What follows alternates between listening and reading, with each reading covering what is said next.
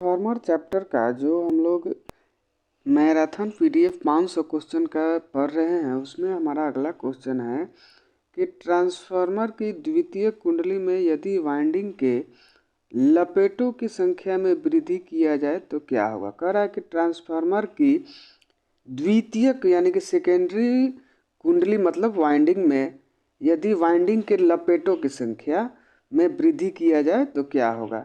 तो द्वितीय धारा में कमी होगा। जैसे कि मान लीजिए कि हमारा जैसे कि ये ट्रांसफार्मर है, ठीक है, ये हमारा ट्रांसफार्मर है स्टेप अप प्रकार का या डाउन प्रकार का, किसी भी प्रकार का है। अगर ये सेकेंडरी का हम टर्न बढ़ाते हैं सेकेंडरी वाइंडिंग का तो क्या होगा, वोल्टेज बढ़ेगा, और जैसे ही वोल्टेज का मान बढ़ेगा तो करंट जो होगा वो घटेगा। ठीक है, तो वही कह रहा है कि कह रहा है कि ट्रांसफार्मर की द्वितीय कुंडली में यदि वाइंडिंग के लपेटों की संख्या में वृद्धि किया जाए तो क्या होगा। तो क्या होगा, द्वितीय धारा में कमी होगा, और द्वितीय मतलब सेकेंडरी वाइंडिंग में ईएमएफ का मान, वोल्टेज का मान बढ़ेगा और करंट में कमी आएगा। ठीक है, हमारा अगला क्वेश्चन है कि एक विशिष्ट परिणामित्र जिसका प्रयोग असंतुलित संकेत को संतुलित संकेत में परिवर्तित करने में होता है वह कहलाता है। तो देखिए, एक ये जो ट्रांसफार्मर है ये एक विशेष प्रकार का ट्रांसफार्मर होता है जिसे हम लोग बलून ट्रांसफार्मर कहते हैं। बलून ट्रांसफार्मर कहते हैं। ठीक है, ये क्या करता है कि जो इलेक्ट्रॉनिक सर्किट में जो असंतुलित आपका सिग्नल होता है, असंतुलित सिग्नल होता है, उसको संतुलित सिग्नल में बदलने के लिए हम लोग ये बलून परिणामित्र, ये जो आप फिगर देख रहे हैं ये बलून ट्रांसफार्मर है। ठीक है, इसका हम लोग प्रयोग करते हैं। तो क्या है, एक विशिष्ट परिणामित्र जिसका प्रयोग असंतुलित संकेत को संतुलित संकेत में परिवर्तित करने में होता है कहलाता है, तो बलून परिणामित्र होता है।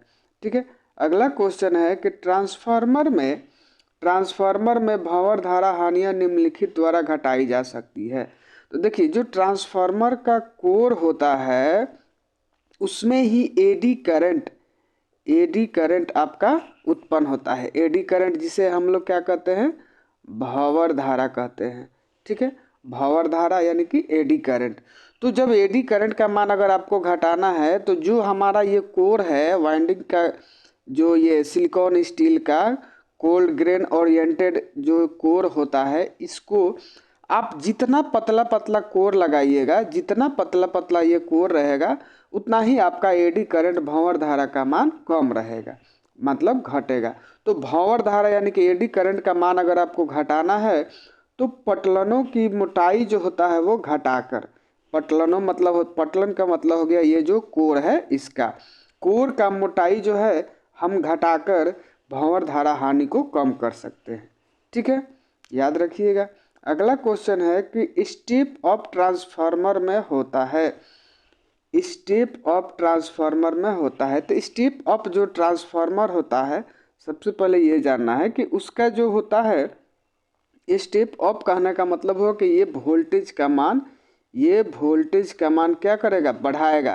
तो बढ़ाने का मतलब है प्राइमरी में वाइंडिंग की संख्या कम और सेकेंडरी में वाइंडिंग की संख्या ज़्यादा, यानी कि प्राइमरी में कम टर्न रहेगा और सेकेंडरी में अधिक टर्न रहेगा, तो वो हो गया स्टेप अप।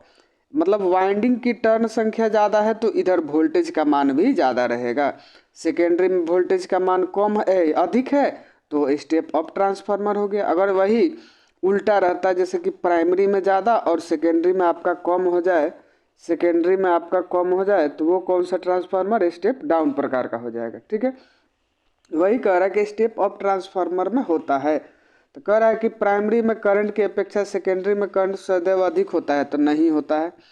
अगला कह रहा है कि प्राइमरी में टर्न की अपेक्षा सेकेंडरी में टर्न अधिक होता है। ये तो बात सही है कि प्राइमरी में टर्न की अपेक्षा सेकेंडरी में टर्न अधिक होता है, और सेकेंडरी में आपका टर्न भी ज़्यादा रहता है और वोल्टेज का मान भी ज़्यादा रहेगा सेकेंडरी में। स्टेप अप ट्रांसफार्मर के प्राइमरी की अपेक्षा सेकेंडरी में टर्न की संख्या ज़्यादा रहेगा वोल्टेज के भी मान ज़्यादा रहेगा और करंट का मान कम रहेगा। याद रखिएगा, वोल्टेज ज़्यादा, टर्न ज़्यादा और आपका ये करंट कम हो जाता है। करंट का मान क्या हो जाएगा? कम हो जाएगा। ठीक है, तो आपका ये आंसर सही हो गया। प्राइमरी में टर्न की अपेक्षा सेकेंडरी में टर्न अधिक होता है।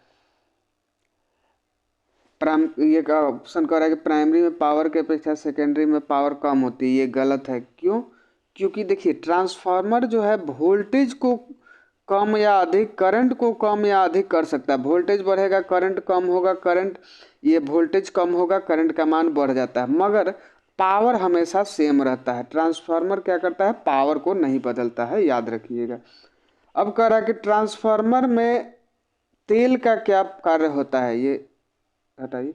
ट्रांसफार्मर में तेल का क्या कार्य होता है? तो जो ट्रांसफार्मर है इसमें हम लोग जो ये तेल डालते हैं कोर और वाइंडिंग को क्या करने के लिए? कूलिंग करने के लिए और उसको इंसुलेशन, अचालकता देने के लिए। ठीक है, कह रहा है गतिमान अंगों को लुब्रिकेंट करना। तो ट्रांसफार्मर में कोई भी गतिमान अंग नहीं होता है। याद रखिएगा, ट्रांसफार्मर में कोई भी अंग आपका गतिमान नहीं है। यही एक इलेक्ट्रिकल उपकरण है जिसमें कोई भी अंग गतिमान नहीं होता है, इसलिए इसका इफिशियंसी, दक्षता ज़्यादा होता है, दक्षता अधिक होता है। ठीक है, बिजली गिरने के विरुद्ध सुरक्षा देना। बिजली गिरने के विरुद्ध सुरक्षा देने के लिए LA का प्रयोग किया जाता है, जिसे हम लाइटनिंग अरेस्टर कहते हैं। ठीक है, अगला है इंसुलेशन और कूलिंग देना। ठीक है, तो ट्रांसफार्मर में जो हम लोग तेल प्रयोग करते हैं उसका काम होता है कि ट्रांसफार्मर का जो वाइंडिंग है उसको इंसुलेशन प्रदान करना और कूलिंग प्रदान करना। यानी कि ये तेल जो है ट्रांसफार्मर तेल, उसका क्या काम है? इंसुलेशन और कूलिंग देना। ठीक है, अगला क्वेश्चन कह रहा है कि किसी ट्रांसफार्मर की अधिकतम दक्षता के लिए क्या शर्त होती है? मतलब मान लीजिए हमारा ये ट्रांसफार्मर है, तो क्या शर्त रहेगा, क्या व्यवस्था रहेगा कि इसका जो इफिशियंसी है, दक्षता है, वो आपका ज़्यादा से ज़्यादा रहे। मतलब हम सोचेंगे कि 98 100% भी रहे या 100% रहे दक्षता। ठीक है, तो उसके लिए हमें क्या करना पड़ेगा? कह रहा है कि संपूर्ण हानि बराबर कॉपर हानि, तो नहीं। हानि बराबर भंवर धारा हानि, ये भी गलत है।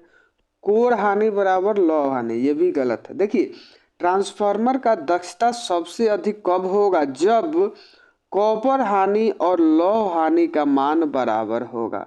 कॉपर हानि यानी कि ये ताम्र क्षति, इसको हिंदी में बोला जाता है कॉपर लॉस बराबर आयरन लॉस। लौह हानि और कॉपर हानि का मान क्या है? अगर बराबर हो जाता है तो उस समय ट्रांसफार्मर का जो एफिशिएंसी होगा, समझिए कि 98 से 100% तक भी हो सकता है। 100% भी हो सकता है। क्यों? क्योंकि ट्रांसफार्मर में कोई भी घूमने वाला भाग नहीं होता है। इसे ट्रांसफार्मर का एफिशिएंसी 98% तक होता है। ठीक है, तो हमारा आंसर क्या हो गया कि कॉपर हानि बराबर लौह हानि जब हो जाएगा तो ट्रांसफार्मर का अधिकतम क्या होगा? दक्षता होगा, इफिशियंसी होगा। अगला है कि बुचोल्ज रिले ट्रांसफार्मर की सुरक्षा करता है। तो देखिए, बुचोल्ज रिले जो होता है वो ट्रांसफार्मर का सभी किस्म की आंतरिक दोष जितना भी होगा, इंटरनल फॉल्ट जितना भी होगा, शॉर्ट सर्किट हो चाहे कुछ भी हो, तेल गर्म हो गया, तो उस स्थिति में ट्रांसफार्मर को सुरक्षित करता है। क्या? सभी किस्म के आंतरिक दोष होने पर बुचोल्ज रिले ट्रांसफार्मर की सुरक्षा करता है। ठीक है, अगला क्वेश्चन है कि ट्रांसफार्मर की सेकेंडरी वाइंडिंग में प्रेरित विद्युतवाहक बल निम्नलिखित पर निर्भर करता है। केवल सेकेंडरी में टर्न की संख्या पर, आवृत्ति फ्लक्स और सेकेंडरी की टर्न की संख्या पर, डबल सप्लाई आवृत्ति पर, डबल ये गलत है, सप्लाई आवृत्ति पर, केवल कोर में अधिकतम फ्लक्स पर।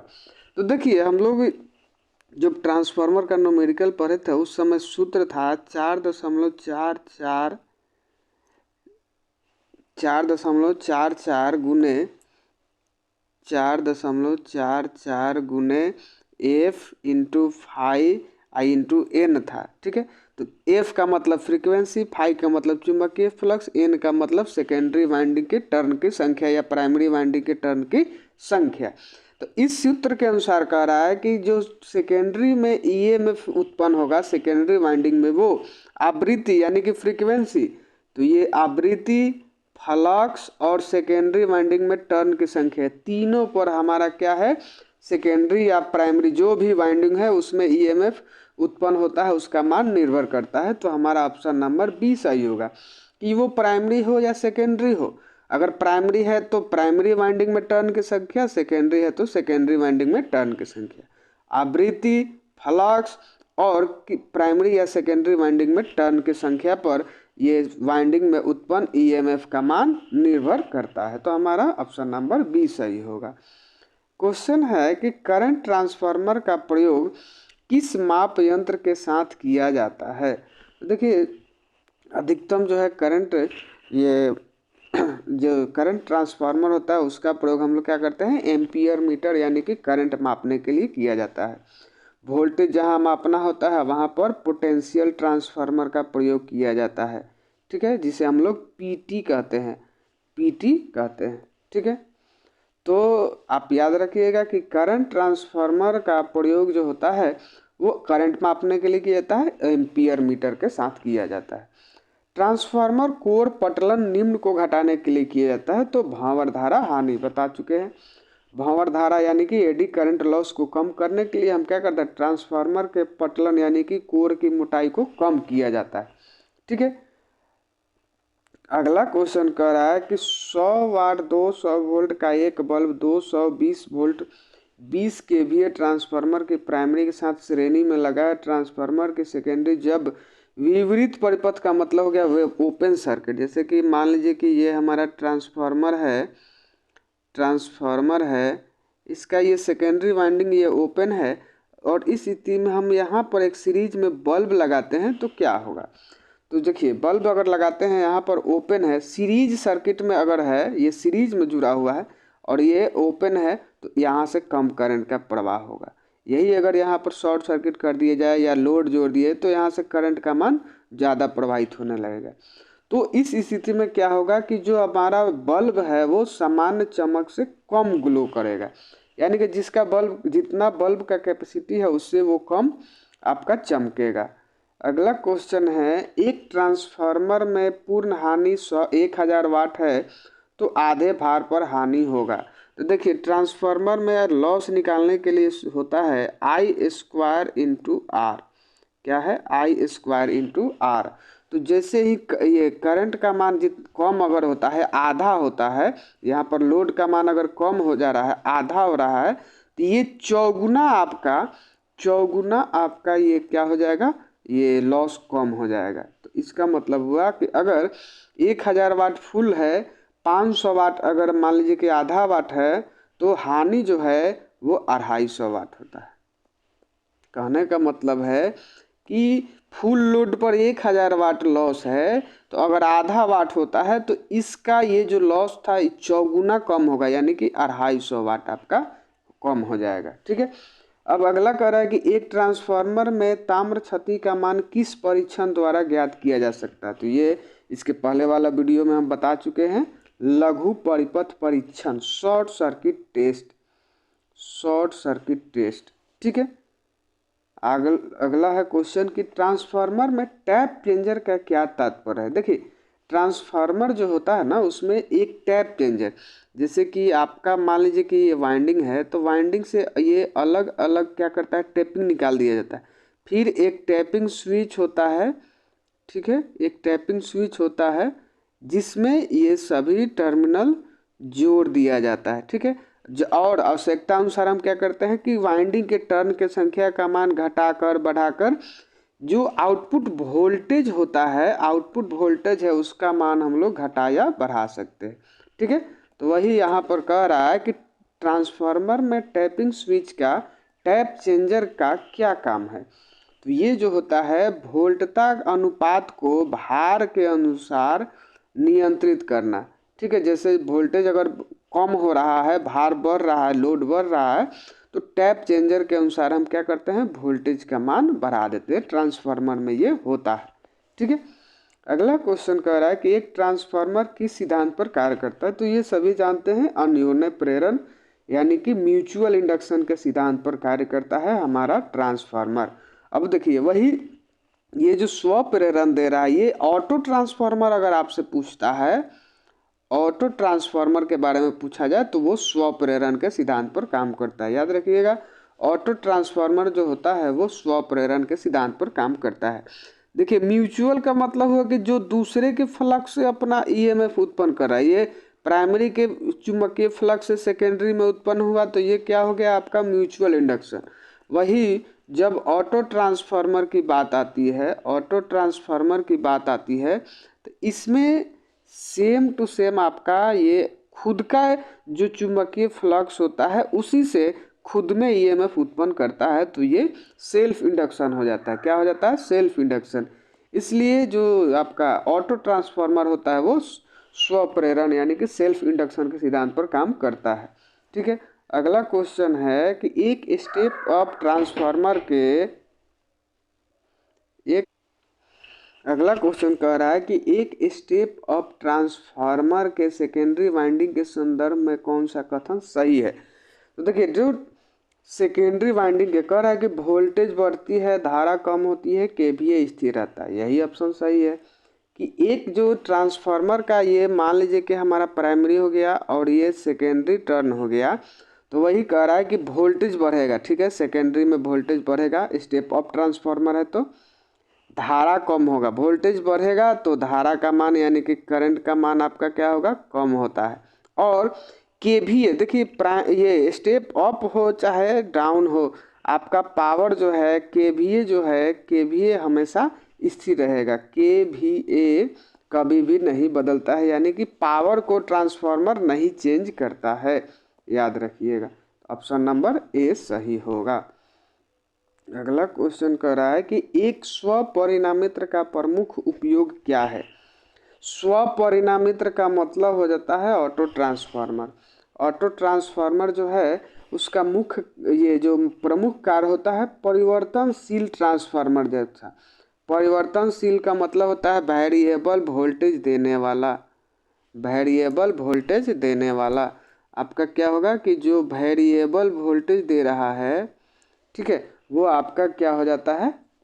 Auto transformer. ऑटो ट्रांसफार्मर में क्या होता है, जैसे कि ये ऑटो ट्रांसफार्मर होता है ना, तो ये आपका गोल गोल इस पर वाइंडिंग रहता है और इसी के ऊपर एक ये भूजा रहता है, फिर यहाँ से आपको आउटपुट मिलेगा। तो ये वाइंडिंग का जो मान है ये जितना घटेगा बढ़ेगा, आपको यहाँ से वोल्टेज का मान भी कम और ज़्यादा होता है।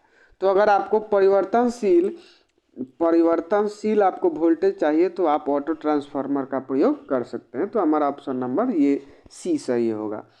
अगला है कि सिंगल फेज ट्रांसफार्मर के एकल फेज का मतलब होता है सिंगल फेज।